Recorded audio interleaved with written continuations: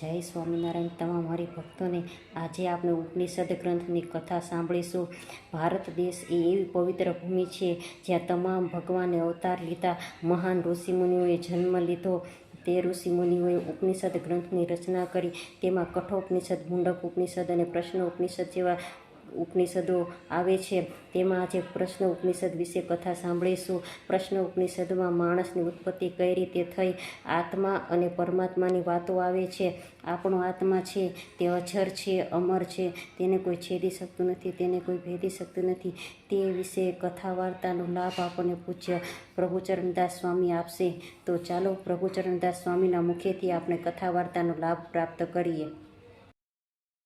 યત્સંકલ્પાત પતિતપનો વાતિ વાત સમિંદે વહ નિર્ધત્તે ધરણીરુદધી લંઘતે નૈવ વેલામ સોયમ શ્રીમાન નિખિલ જગતાં અંતરાત્માવતીર્ણો ધર્મં રક્ષન દિશતુ કુશલમ સ્વામિનારાયણો નઃ.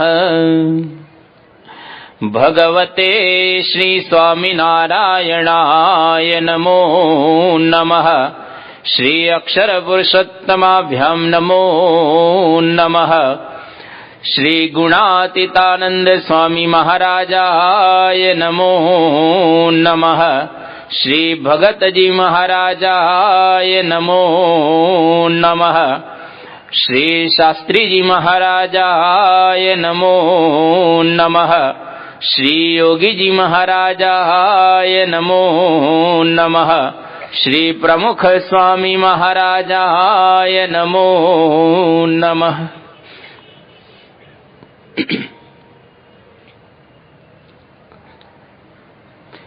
ભવ્ય ભારત વર્ષની અંદર આપણે બધા જન્મ પામેલા છીએ, એટલે આપણા ખૂબ જ મોટા સદભાગ્ય રહેલા છે. કારણ કે આ દેશની ધરતી એટલી પવિત્ર અને દિવ્ય રહેલી છે કે જે ધરતી ઉપર આવા ઋષિ મુનિઓએ ચિંતન કરેલા શાસ્ત્રોને સાંભળવાનો, વાંચવાનો અને એની ઉપર ચિંતન કરવાનો આપણને અવકાશ પ્રાપ્ત થયો છે. આ પ્રશ્નોપનિષદની અંદર પિપ્પલાદ નામના ઋષિને જુદા જુદા 6 ઋષિઓ પ્રશ્ન પૂછે છે. એક ઋષિ એક પ્રશ્ન પૂછે છે. એટલે 6 ઉપનિષદનું આ એક નાનકડું ઉપનિષદ. 6 પ્રશ્નો આ ઉપનિષદની અંદર સમાયેલા છે. એમાં ગયા વખતે એક પ્રશ્નનો આપણે પ્રારંભ કર્યો હતો કે કત્ય ઋષિના પ્રપૌત્ર કબંધી અહીં આગળ પિપ્પલાદને એવો પ્રશ્ન પૂછે છે કે આ બધી પ્રજા એટલે કે બધી પ્રજાઓ શેમાંથી ઉત્પન્ન થયેલી છે? પ્રજાઓ આ લોકની અંદર આવે છે, ઉત્પન્ન થાય છે, એ ક્યાંથી ઉત્પન્ન થયું છે આ બધું? એ સંદર્ભમાં એક એમણે પ્રશ્ન પૂછ્યો. ગયા વખતે આપણે વાત કરેલી હતી કે આના દ્વારા એક ઉત્પત્તિ સર્ગ અહીં આગળ ઋષિ પૂછી રહેલા છે. જ્યાં સુધી ઉત્પત્તિની વાત આપણે બરાબર અર્થમાં ન જાણીએ ત્યાં સુધી જગત, આત્મા અને જગદીશ એ 3થી માણસ ક્યારેય છૂટો પડી શકતો નથી. એટલા માટે આ ઉપનિષદની અંદર આપણને જગતની ઉત્પત્તિ બતાવશે, જેના દ્વારા આપણો જીવાત્મા જુદો છે અને જીવાત્માની અંદર પરમાત્મા વાસ કરી અને રહેલા છે. તો આગળ અહીં એક રૂપકના રૂપમાં બહુ સુંદર રીતે નિરૂપણ કરે છે કે આદિત્યો હવૈ પ્રાણઃ રૈહિ એવ ચંદ્રમા રૈર્વા એતत् સર્વમ યન મૂર્તં ચ અમૂર્તંચ તસ્માત મૂર્તિ એવ રયી. એટલે કે એક રૂપક દ્વારા સ્થૂળ જગતમાં જે સૂર્ય આપણે જોઈ રહેલા છીએ, દરરોજ સવારમાં સૂર્યનારાયણ ઉગે પૂર્વ દિશામાં અને પશ્ચિમ દિશામાં આથમે. રાત્રિ થાય એટલે ચંદ્રમા ઉગે અને ચંદ્રમા પણ સવાર થાય એટલે આથમી જાય. દિવસે સૂર્ય અને રાત્રે ચંદ્રમા, આ બંને જણા ઉગે અને આથમે. તો પ્રાણને સૂર્યની ઉપમા આપવામાં આવેલી છે અને રઈ એને ચંદ્રમાની ઉપમા આપવામાં આવેલી છે. રઈ એટલે પ્રકૃતિ, પ્રકૃતિ એટલે ચંદ્રમા અને પ્રાણ એટલે સૂર્યદેવ. આ બંનેને વ્યવસ્થિત રીતે રૂપક દ્વારા અહીંયા આગળ સમજાવે છે કે જેવી રીતે આલોકની અંદર સૂર્ય એ સ્થૂળ જગતને પ્રકાશિત કરે છે. જો સૂર્યનારાયણ ન ઉગે તો જગતની અંદર પ્રકાશ ન થાય. અને પ્રકાશ ગમે તેટલો ટ્યુબલાઇટ નો હોય કે હેલોજન નો હોય, પણ સૂર્યનારાયણ જેવો તો નહીં જ. 16 કળા શશી ઉગહી, તારા ગણ સમુદાય, સબગીરી દાહ લગાવીએ, પણ રવિ બિન રાત ન જાય. જો સવાર ત્યારે જ થાય કે જ્યારે સૂર્યનારાયણનો ઉદય થાય. એમ બહારના જગતને પ્રકાશિત કરવો હોય તો સૂર્ય. એવી જ રીતે આ શરીર રૂપી પણ એક જગત છે. પિંડે સો બ્રહ્માંડે. આ શરીરની અંદર પ્રાણની ઉપમા સૂર્યનારાયણને આપવામાં આવી. પ્રાણઃ બીજો અર્થ એનો આત્મા બતાવે છે કે સૂર્યનારાયણ જેમ બહારના જગતને પ્રકાશિત કરે છે, એમ આંતર જગત કે શરીરને આપણો આત્મા પ્રકાશિત કરે છે. સૂર્યનારાયણને કોઈના બીજાના પ્રકાશની જરૂર નથી, પોતાનો સ્વયં પ્રકાશ છે. ચંદ્રમામાં સ્વયં પ્રકાશ નથી, એને કોઈકના પ્રકાશની જરૂર પડે છે. કોઈકનો પ્રકાશ અર્થાત સૂર્યનારાયણનો. ચંદ્રમામાં સ્વયં પ્રકાશ જેવું કશું છે નહીં, પણ સૂર્યનો પ્રકાશ ચંદ્રમાં પડે અને એનું પરાવર્તન થઈને આપણને આ પૃથ્વી પર ચંદ્ર પ્રકાશિત દેખાય છે. પણ ચંદ્રમામાં કોઈ પણ પ્રકારનો પ્રકાશ રહેલો નથી. એમાં આત્મા સ્વયં પ્રકાશિત છે સૂર્ય જેવો. અને રઈ એટલે પ્રકૃતિ ચંદ્રમાની જગ્યાએ એ સ્વયં પ્રકાશિત નથી, એને કોઈકના પ્રકાશની જરૂર પડે છે. એ વાત અહીંયા આગળ કહી. જગતનું જીવન સૂર્ય ગણાય. અને જો સૂર્ય ન ઉગે તો માણસ બહુ જાજુ જીવી ન શકે. દરરોજ રાત્રિ જો હોય તો મુશ્કેલી થઈ જાય, કારણ કે વનસ્પતિનું પોષણ ન થાય અને તળાવ કે નદી વગેરેની અંદર જે પાણી રહેલું છે એ પાણી બધા ગંદા થઈ જાય, કારણ કે ઉપરની સપાટીથી પાણીની વરાળ થાય અને વરસાદના રૂપમાં શુદ્ધ થઈને પાછું આવે. તો સૂર્યનારાયણ જો ન હોય તો જગત આખું ગંધાઈ ઉઠે. એટલે સચરાચરનો આધાર સૂર્ય છે, એમ આખા શરીરનો આધાર આપણો આત્મા છે. જો આત્મા ન હોય તો શરીર ગંધાઈ જાય. માંડ 2-3 દિવસ રહે, એ બહાર તો રહે જ નહીં. પાછું એકાદો દિવસ કદાચ રહી શકતો હશે, પણ એ ગંધાઈ જાય.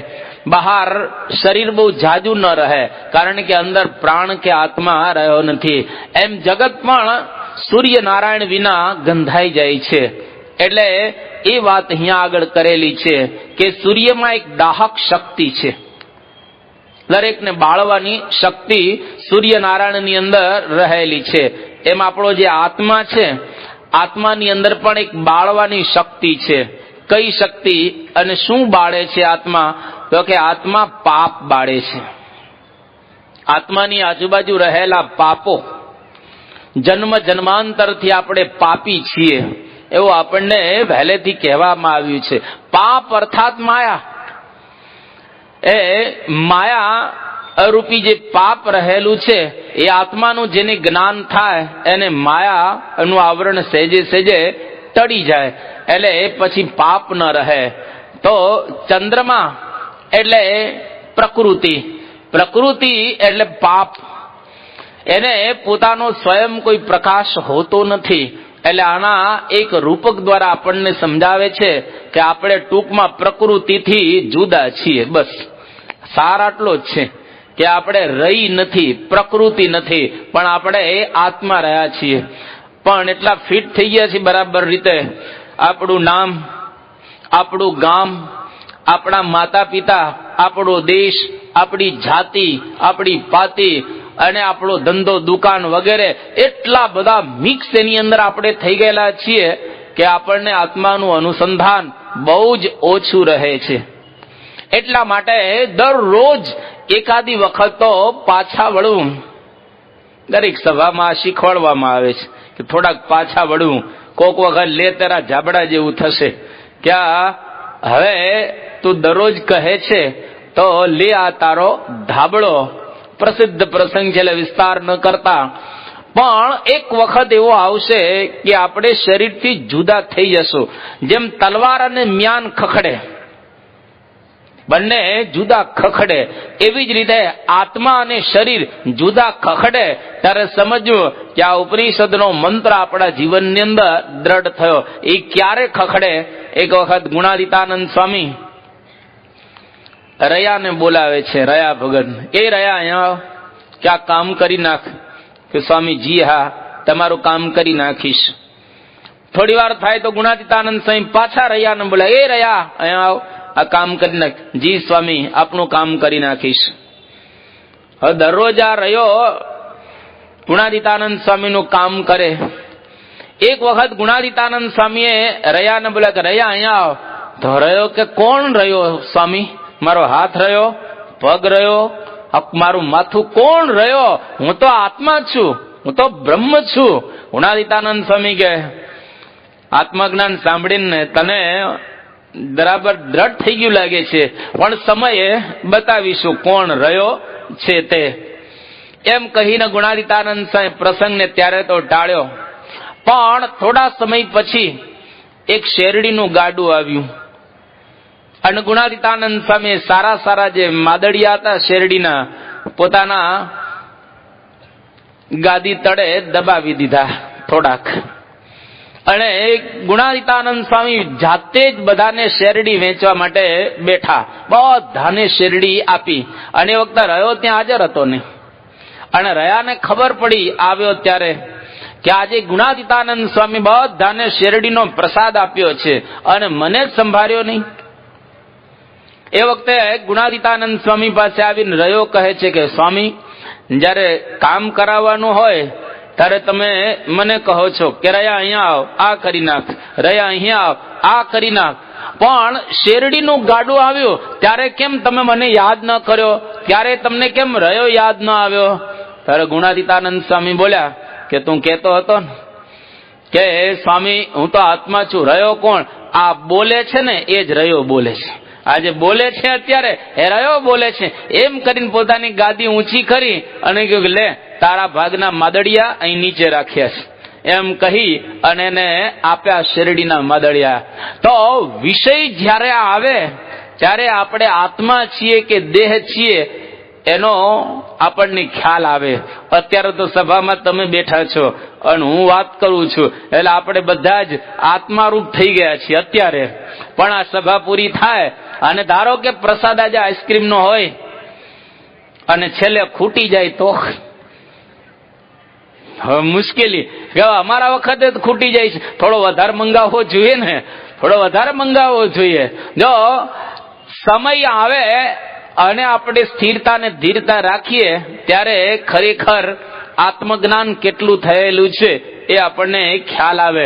અહીંયા આગળ આ વાત કરી અને હવે એક બીજી સુંદર વાત અહીંયા આગળ બતાવી રહેલા છે કે અથ આદિત્ય ઉદયન યત પ્રાચીમ દિશમ પ્રવિશતિ તેન પ્રાચ્યાન પ્રાણાન રશ્મિસુ સન્નિધત્તે યદ દક્ષિણામ યદ પ્રતિચિમ યદ ઉદીચિમ યદ અધઃ યદ ઊર્ધ્વમ યદ અંતરા દિશઃ યત સર્વમ પ્રકાશયતિ તેન સર્વાન પ્રાણાન રશ્મિસુ સન્નિધત્તે.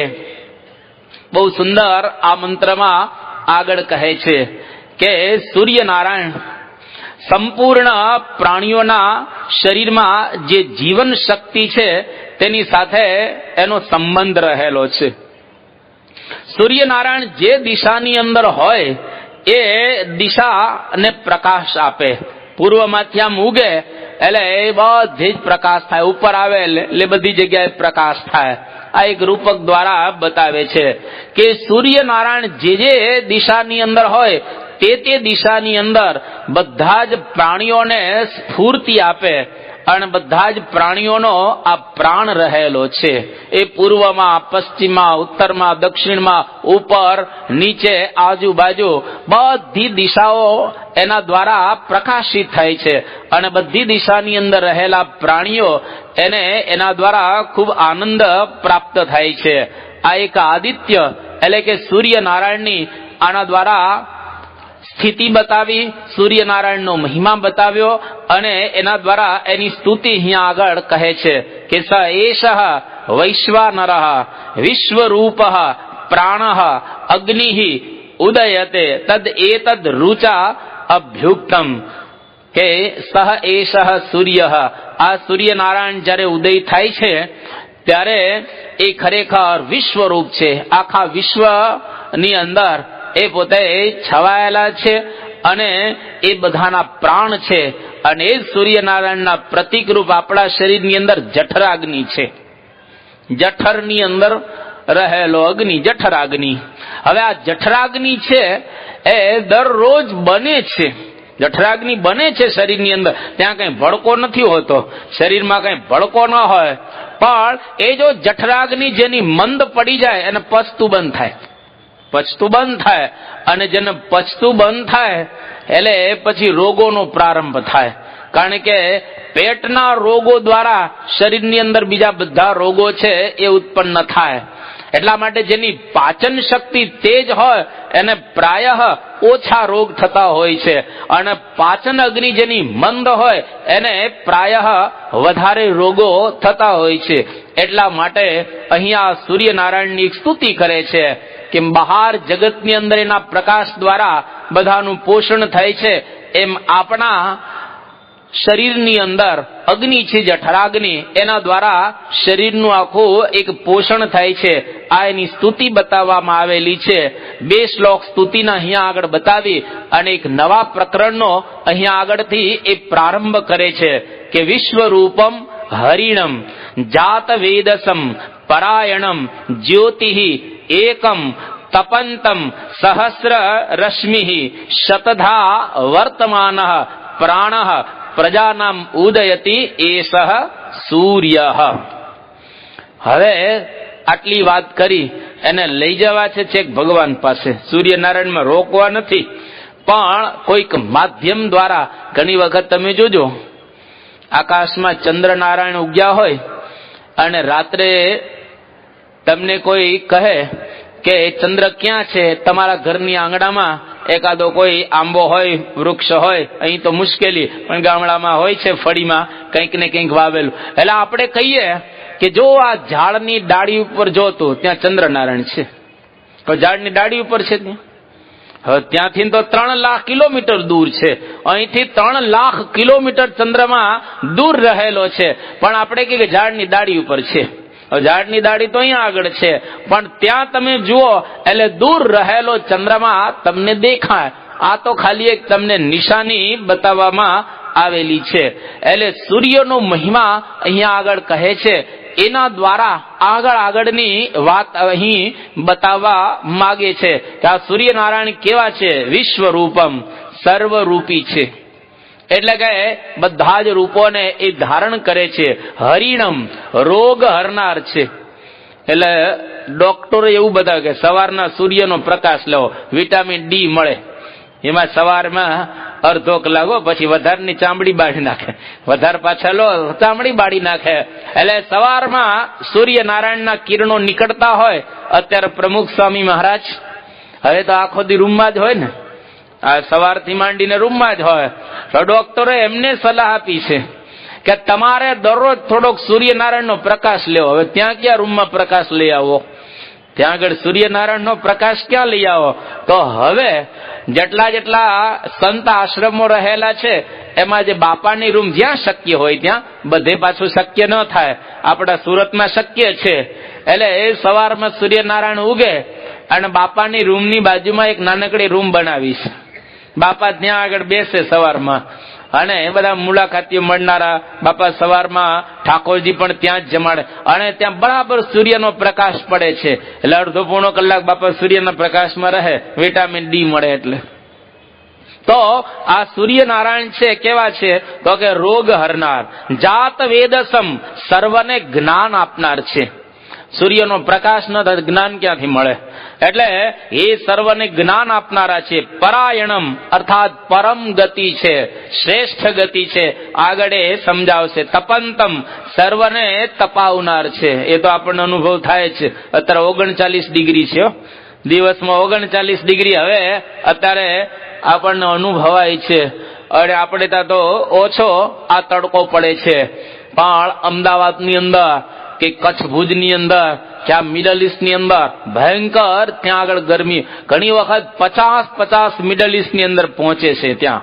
એટલે એ ચકલાઓ બહાર ફરતા ટપોટપ મરી જાય, એટલો બધો ત્યાં આગળ તડકો હોય છે. પણ અહીંયા આગળ આપણે થોડી શાંતિ છે. સર્વને તપાવના છે. એકમ અર્થાત અદ્વિતીય છે, બીજો સૂર્ય નથી. આ પૃથ્વી પર એક સૂર્ય પ્રકાશે છે, તોય આટલી ગરમી. બે પ્રકાશતા હોય તો બળી જાય, બે પ્રકાશે બળી જાય, કોઈ આપણે એ રહીએ નહીં. સહસ્ર રશ્મિ, હજારો કિરણો એના રહેલા છે. અહીંયા આગળ એનું કિરણ પહોંચતા 8 મિનિટ થાય છે. ત્યાંથી અહીંયા આગળ કિરણ પહોંચે અને પ્રકાશની સ્પીડ પર સેકન્ડ છોકરાઓ 1,86,000 માઇલ છે. હવે પર સેકન્ડ 1,86,000 માઇલની સ્પીડે પ્રકાશ દોડે છે. સૂર્યનારાયણનો પ્રકાશ એનું કિરણ ત્યાંથી છૂટે અને પૃથ્વી પર આવતા 8 મિનિટ થાય છે. તો કેટલો દૂર? આ લગભગ 9 કરોડ માઇલ દૂર રહેલો છે આ સૂર્ય. હવે ત્યાંથી આપણને આટલો બધો પ્રકાશ આપે છે, થોડોક નીચે હોત તો મારી જ નાખત ને. એટલે મુશ્કેલીના પાર ન થાય. અત્યારે જ્યાં ચંદ્ર છે એનાથી ખાલી થોડોક 50 કિલોમીટર ચંદ્ર આમ નીચે હોત તો 2 વખત ભરતી આવત આખા દિવસમાં સમુદ્રની અંદર, અને એ માણસ મરી જાય, શક્ય ન થાય. અત્યારે પૃથ્વી જેટલી જાડી છે એના કરતા 10 જ ફૂટ વધારે જાડી હોત, હું જ્યાં બેઠો છું એટલી વધારે આખો ગોળો પૃથ્વીનો આખો ગોળો ખાલી 10 જ ફૂટ જાડો હોત તો પ્રાણવાયુ આપણને ઓછો મળે, તો એ મુશ્કેલી સર્જાત.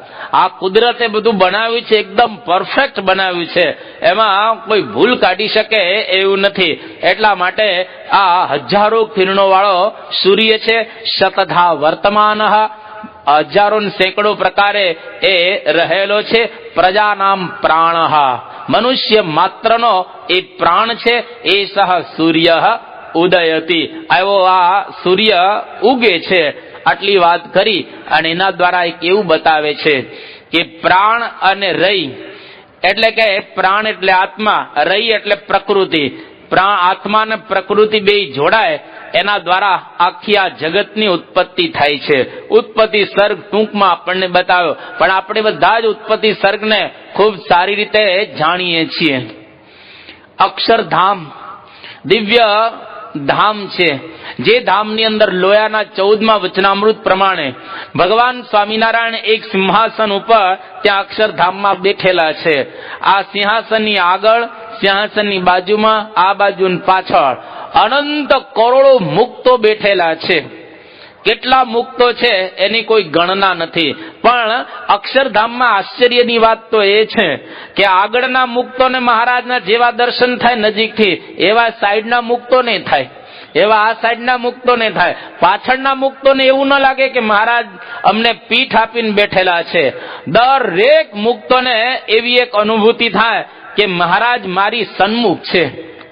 આ અક્ષરધામની વિશેષતા છે, કારણ કે આપણે ટેવાઈ ગયા છે આ લોકની અંદર.